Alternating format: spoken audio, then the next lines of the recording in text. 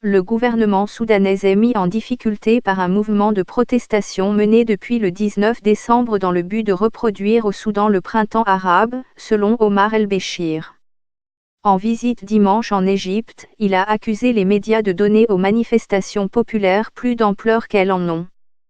On ne peut pas nier qu'il y a un problème, mais il n'a pas l'ampleur et les dimensions qu'en donnent les médias, a-t-il déclaré devant la presse et aux côtés du président égyptien, Abdel Fattah al-Sisi.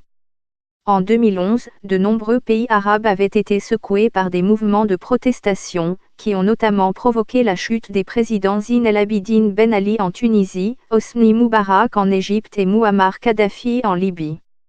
Lire aussi, Soudan-Égypte, vers une réconciliation. Le Soudan dévalue sa monnaie dans d'autres pays, comme la Syrie, le Yémen et la Libye. Ces mouvements ont engendré des guerres toujours en cours. Le peuple soudanais est conscient des conséquences négatives des révolutions arabes de 2011, a dit M. Béchir, qui dirige le Soudan depuis un coup d'État en 1989. Nous apprécions beaucoup la position de l'Égypte sur cette crise, a-t-il ajouté. Nous avons abordé un certain nombre de sujets, notamment la promotion de la coopération bilatérale, en particulier dans le domaine économique, a dit, pour sa part, le président égyptien. Après une détérioration de leurs relations en 2017, l'Égypte et le Soudan sont en train de surmonter leurs différends.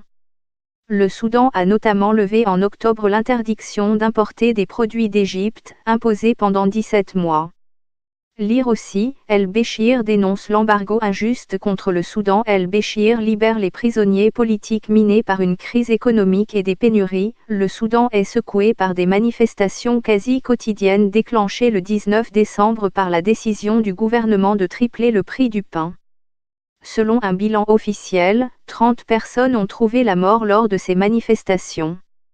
Mais des ONG parlent de leur côté de 40 morts au moins.